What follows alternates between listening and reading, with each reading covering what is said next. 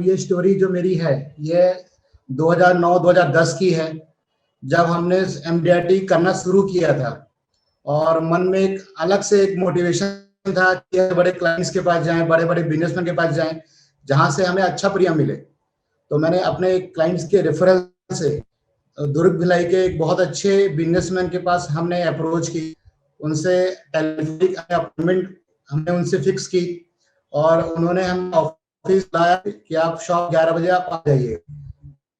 जो क्लाइंट से जिन्होंने मुझे रिफर दिया था, उन्होंने बोला कि वो क्लाइंट होने वाले हैं, उन वो टाइम के बहुत पंक्चुअल हैं, आप उस समय से पहले पहुंचिएगा।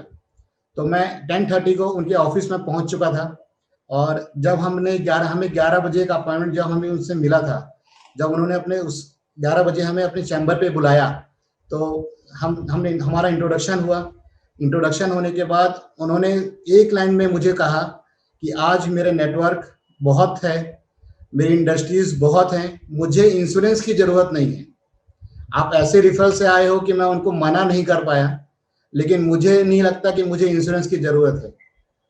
और जिस कॉन्फिडेंस से मैं उनके पास गया था, उन्होंने पहली बॉल में ही 6 मारकर उसको खत्म कर दिया।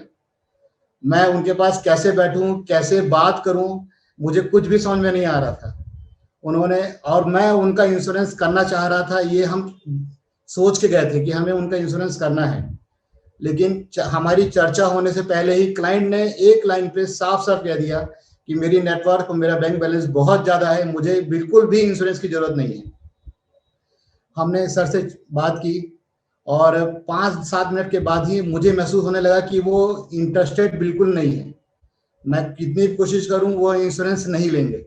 और जैसे बड़े बिजनेसमैन का एक नेचर होता है कि वो अपना टाइम बहुत सेव करते हैं हर जगह, तो उन्होंने उस चीज को समझते हुए मुझे रेफर कर दिया कि अगर आप आए हो तो आप एक काम करो, मेरे सीए से मिल लो, अगर सीए में कुछ बोलता है तो मैं एक बार विचार कर सकता हूँ।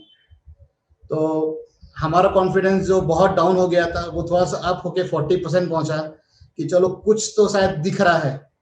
और हमने सर का थैंक्स करके हम वहां से निकले और उनके सीए से फिर हमने अपॉइंटमेंट ली कि सर मैं आपसे मिलना चाहता हूं। और सर ने फिर अपॉइंटमेंट हमें दी, 2 दिन बाद आप आइएगा और मुझे बताइएगा। जैसे ही हम उनके पास पहुंचे सीए के पास, उन्होंने बोला कि इनकी फाइलों में पैसा नहीं है, इनका एटीसी पूरा 1.5 लाख रुपए पैक है, मेडिक्लेम पूरा पैक है, इनको इंश्योरेंस में इन्वेस्टमेंट करने का कोई फायदा नहीं है। और जब हमने सर से बात की तो हमने सर को समझाया, बताया कि सर इनको इंश्योरेंस की नीड है और इंश्योरेंस की नीड होने के कारण उनको साथ साथ इस चीज की बहुत ज्यादा नीड है। तो सीए को वो बात पसंद आई, उन्होंने बोला आप कौन सा प्लान उनको सजेस्ट करने वाले हैं, अब वो मुझे आप बताइए। तो हमने पूरा प्लान उनके सीए को बताया, उनको बताया कि सर उनको ये प्लान्स की बहुत नीड है, उनको एक रेगुलर इनकम की बहुत जरूरत है। रिटायरमेंट के बाद जब वो अपनी फर्म को किसी अपने बच्चों को जब हैंडओवर कर देंगे, तब उनको एक रेगुलर इनकम की बहुत जरूरत है। जब हमने सीए को उनके प्लान बताया और सीए को वो प्लान बहुत पसंद आया और सीए ने हमको कहा कि उनकी फाइलों में पैसा नहीं है, उनको बेनिफिट नहीं मिलने वाला है, लेकिन फिर भी मैं अपना सजेशन अपने क्लाइंट को दे दूंगा, आप उनसे 2 दिन बाद आप मिल लीजिएगा। और हमारा कॉन्फिडेंस जो 40% था वो 60-70% तक पहुंचा कि शायद कुछ हमारी सेल्स होने की उम्मीद है। और जब हम 2 से 3 दिन बाद सर के पास पहुंचे और उनसे हमने अपॉइंटमेंट लेके हम जब उनके मिलने पहुंचे हम उनके पास, तो उन्होंने कहा कि मेरे सीए का मुझे फोन आया था और उन्होंने बोला है कि इंश्योरेंस में इन्वेस्टमेंट करने का आपको कोई फायदा नहीं है, तो आप इंश्योरेंस में इन्वेस्ट बिल्कुल मत करिएगा। तो जो कॉन्फिडेंस हमारा था उनके सामने, वो पूरा एक बार फिर खत्म हो गया, हमारी पूरी मेहनत फिर खत्म हो गई। और उस समय ऐसा लगा कि ये इंश्योरेंस हमारा नहीं होगा। लेकिन मैंने सर से बात की कि सर उन्होंने आपको बताया कि जो हमने उनको प्लान बताया आपके बारे में, वो उन्होंने आपको डिस्कस किया? तो बोले हाँ, वो उसने डिस्कस किया है और उस सीए ने कहा है कि आप इस प्लान के बारे में विचार कर सकते हो, ये आपकी नीड है, आपकी भविष्य की जरूरत है। आपको टैक्स बेनिफिट नहीं मिलेगा, लेकिन आपकी नीड है और आपको ये लेना चाहिए, मेरा ऐसा सजेशन है, उनके सीए ने उनको कहा।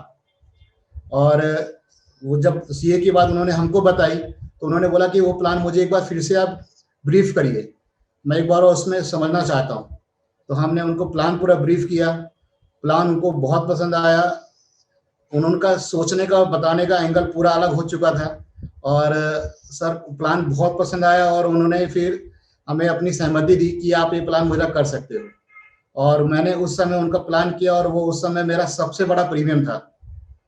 और हमें एक अलग से प्राउड था कि आज हम दुर्ग भिलाई के सबसे बड़े इंडस्ट्रीज का हमने इंश्योरेंस उस समय किया था। फिर मैंने उनका पेपर्स कंप्लीट कराया, एलआईसी में सबमिट किया और उनको एक प्रॉपर हमने फिर रिसिप्ट उनको वापस की।